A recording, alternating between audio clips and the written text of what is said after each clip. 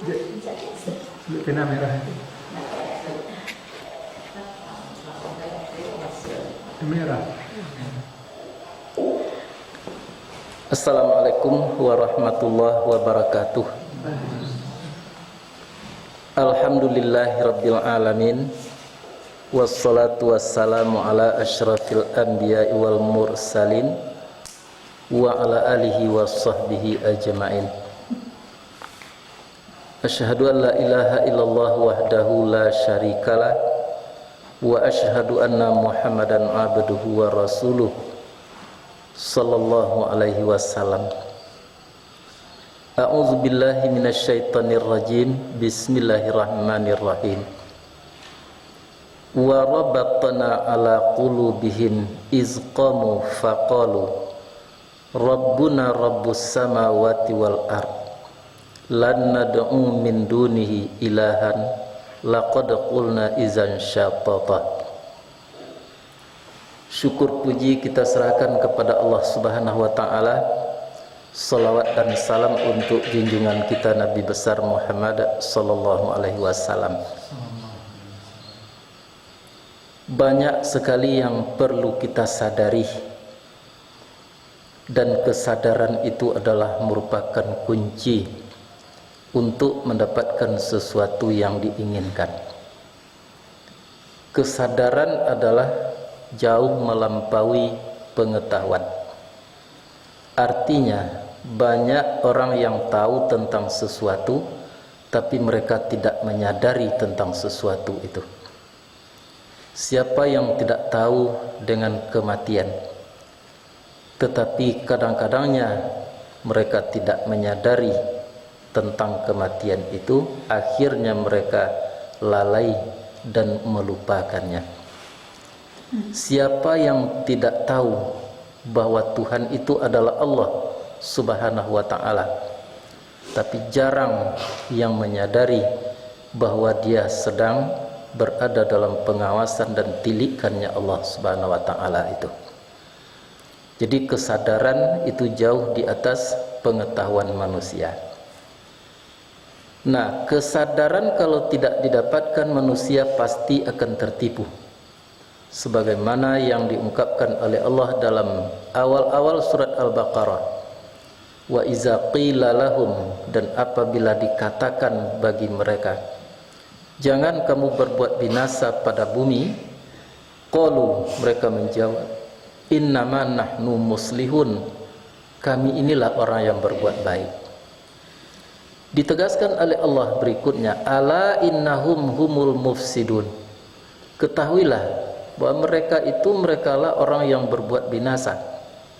Walakin la yash'urun, tapi mereka itu tidak sadar. Itu akibat daripada tidak mampunya manusia itu sadar, maka dia akan tertipu dalam kehidupan. Dia berbuat binasa, tapi dia menganggap perbuatannya itu adalah perbuatan yang baik.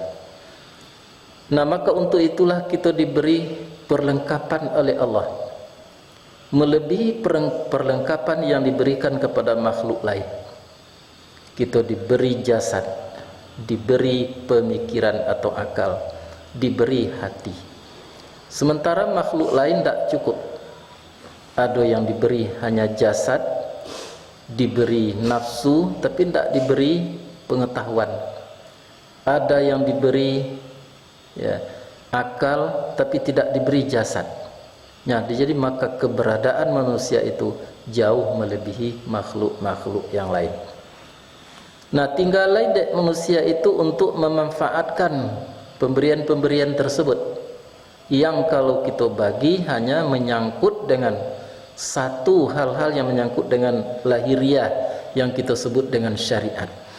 Nah, maka untuk itu syariat manusia harus berbuat, harus aktif. Mata misalnya harus aktif untuk kebenaran Allah Subhanahu wa taala. Telinga harus aktif, tangan harus aktif. Artinya melihat kepada yang dibenarkan Allah, mendengarkan apa yang bermanfaat menurut Allah, menjangkaukan tangan kepada yang bermanfaat dan lain sebagainya, melangkahkan kaki kepada kebenaran Allah Subhanahu wa taala. seluruhnya itu adalah disebut dengan amalan syariat. Nah, jadi amalan syariat apabila dipenuhi, maka tubuh manusia itu akan terarah. Yang melihat amalan syariat, maka yang akan dilihatnya itu adalah kebenaran. Dia melangkahkan kaki, amalan syariat. Dia membaca sesuatu, amalan syariat. Nah, dan di dalam sholat itu sudah diatur itu. Ada yang menyangkut dengan bacaan, amalan syariatnya. Ada yang menyangkut dengan penglihatan ke tempat sujud misalnya. Ada yang menyangkut dengan anggota badan, rukuk, sujud. Itu seluruhnya ya, sudah diatur oleh Allah Subhanahu wa taala. Nah, maka hukumnya amal syariat itu ada kalanya wajib, seperti rukuk, sujud, salat 5 kali sehari semalam, itu hukumnya wajib atau fardu. Ada yang sunat. Jadi menyangkut dengan masalah yang lahiriah atau syariat, itu objek perbaikannya adalah badan kita yang kasar, al-jawarih istilahnya. Jisim diistilahkan juga dengan jisim. Nah, jadi orang yang mengamalkan syariat, maka badannya akan menjadi baik. Ya, anggota tubuhnya akan menjadi baik, pandangannya akan terarah dan segala macamnya. Nah, kemudian ada hal yang menyangkut dengan tarikat tadi. Sistem itu adalah jalan pemikiran manusia. Jadi manusia itu harus berfikir tentang ciptaan Allah. Manusia itu berfikir tentang dirinya sendiri. Manusia itu berfikir tentang hal-hal yang diciptakan oleh Allah Subhanahu wa taala. Itu namanya tarikat, amal tarikat. Nah, jadi kalau yang tadi amalnya amal syariat. Kalau yang sistem tadi itu namanya amal tarikat. Kalau amal syariat tadi itu adalah ya, objeknya adalah badan kita yang kasar, maka amalan tarikat itu objeknya yang diperbaikinya adalah hati manusia. Nah, jadi semakin mampu pemikiran manusia itu bekerja, berfikir, menganalisa tentang ciptaan Allah Subhanahu wa taala, hatinya akan semakin baik. Nah, akan terjadilah dalam hatinya tadi itu pasrah. Akan timbullah di dalam hatinya itu tauhid. Akan datanglah di dalam hatinya itu sifat-sifat terpuji. Sekaligus akan hilanglah sifat-sifat muhlikat seperti syak, dengki, kizib, kianat. Itu akan hilang dari hatinya apabila amal tarikat tadinya lakukan dengan secara baik. Nah, dan kemudian ada amalan itu yang menyangkut dengan hakikat. Perbaikannya yang diperbaiki oleh amal hakikat itu adalah roh manusia. Nah, sehingganya dengan amal hakikat, dengan zikir kepada Allah itu amal hakikat, dengan merasakan bahwa dia selalu di dalam pengawasan Allah itu hakikat, dengan merasakan mereka tidak ada satu pun yang hampa daripada catatan para malaikatnya, itu adalah amal hakikat. Nah, maka yang diperbaiki oleh amal hakikat itu adalah roh.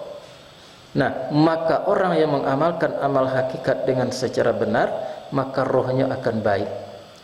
Akan ada di dalam rohnya tuh suatu zuk, suatu rasa. Rasa musyahadah, rasa ikhlas, rasa pasrah dan lain-lain sebagainya. Dengan kata lain, di ujungnya akan temui dalam hatinya itu nanti, dalam rohnya itu, la haula wala quwata illa billahil aliyyil azim. Nah, begitulah sistem kehidupan manusia sebetulnya. Maka dalam majelis taklim kita selalu mengatakan syariat, tarikat dan hakikat itu tidak bisa dipisah-pisahkan. Apabila gugur salah satu, maka gugurlah keseluruhannya. Nah, jadi badan kita syariat harus beramal. Pemikiran kita atau sistem yang ada dalam tubuh kita harus berbuat. Itu maka adanya di dalam pengajian majelis taklim itu disebut dengan tafakur. Tafakur itu dua arah. Satu ta'akul, arah keluarnya berpikir. Yang keduanya tadabur, arah ke dalamnya berpikir. maka itu akan memperbaiki hati sanubari manusia. Nah, dan kemudian menyangkut dengan hakikat tadi, selalunya berada dalam ingat kepada Allah, ya, ndak ada pernahnya merasa tidak diawasi, tidak pernahnya merasa tidak diketahui oleh Allah Subhanahu wa taala. Itu akan melahirkan nanti musyahadah, dan di ujungnya akan temui la haula wala quwata illa billahil aliyyil azim. Nah, itu nan disebut tempe hidup tempe mati. Ketiga-tiganya kok harus terwujud di dalam kehidupan kita. Kalau andai kata dipisahkan antara yang satu dengan yang lain, itu besar kemungkinan akan terjadi kesalahan nanti. Kesalahan itu akan berbalik nanti kepada sistem bertuhannya manusia kepada Allah Subhanahu wa taala. Itu makanya orang yang tidak mempelajari agama secara lengkap, Al-Quran secara syariat, tarikat, hakikat, itu kadang-kadang kesalahan itu ndaknya sadari. Nyo tahu bahwa Allah mencipta, nyo tahu bahwa Allah itulah yang mengatur, Allah yang menentukan. Padahal orang-orang kafir pun tahu tentang itu, iblis pun tahu tentang itu. Jadi seluruh makhluk itu tahu, yang berarti mereka pada saat itu tidak berbeda dengan orang kafir, tidak berbeda dengan orang-orang musyrik. Nah, dalam Quran dijelaskan itu, apabila ditanyakan kepada mereka siapa yang menciptakan mereka, nyu menjawab Allah. Sewaktu ditanyakan kepada mereka siapa yang menciptakan langit dan bumi, nyu akan menjawab Allah. Jadi tahu mereka tentang Allah, itu fitrah. Termasuk iblis sekalipun, kece iblis, khalaqta min turab, engkau jadikan Adam itu daripada tanah. Khalaqtu, engkau jadikan aku, ya, daripada api. Unsur api lebih mulia daripada tanah. Sewaktu Adam diperintah sujud kepada iblis, di waktu perintah sujud kepada Adam, nyo tahu bahwa Allah yang menciptakan nyo, Allah yang menciptakan Adam alaihi salam. Nah, jadi orang yang tidak mempelajari agama itu secara lengkap tadi, syariat, tarikat, dan hakikat, nyo akan salah. Kesalahan itu akan berbalik nanti kepada caranya bertuhan. Nyo akan akui bahwa Tuhan itu adalah pencipta langit dan bumi, pencipta dirinya sendiri. Tetapi rupanya kalau hanya sekedar itu baru mengenali Tuhan, maka itu sama saja dengan orang-orang kafir, sama saja dengan makhluk-makhluk lain, termasuk sama dengan iblis sekalipun. Nah, tetapi kalau dipelajari secara lengkap, akan tampaklah di situ bahwa segala sesuatu itu adalah untuk Allah Subhanahu wa taala. Nah, maka akhirnya mereka itu akan berbuat hanya mencari ridha Allah. Mereka akan beramal mencari ridha Allah. Nah, itu makanya tauhid itu dua arah. Satu tauhid rububiyah, seluruh makhluk memiliki. Yang kedua tauhid uluhiyah. Nah, maka apabila keduanya merupakan sesuatu kesempurnaan agama, tidak kita harus beramal secara syariat, secara tarikat, dan secara hakikat. Akan semakin mantaplah rasa rububiyah kita, akan semakin jelaslah bahwa Tuhan yang mencipta, mengatur, menentukan, dan akan semakin jelaslah bahwa untuk Allah lah segala sesuatunya yang dilakukan. Apapun yang kita amalkan tidak lain tidak bukan adalah mencari ridha Allah Subhanahu wa taala. Manusia baru berbeda dengan makhluk lain apabila tauhid uluhiyah itu miliki. Maka tidak mungkin akan memiliki tauhid uluhiyah sebelumnya pelajari agama itu secara benar. Benar maksudnya tadi secara tarikat, secara hakikat, secara syariat, tarikat, dan hakikat. Maka akhirnya nanti mereka itu akan bermakrifat, benar-benar mengenal Allah lah pencipta, benar-benar mengenal bahwa segala sesuatu itu untuk Allah Subhanahu wa taala. Maka dulu pernah disampaikan minallah ilallah, dari Allah dan kepada Allah. Kalau dari Allah saja tidak berbeda dengan makhluk lain baru. Harus tambah dengan ilallah. Maka kesempurnaan keduanya itu tidak ada jalan lain selain daripada mempelajari agama Allah, Al-Quran dan Sunnah secara syariat, tarikat, dan hakikat.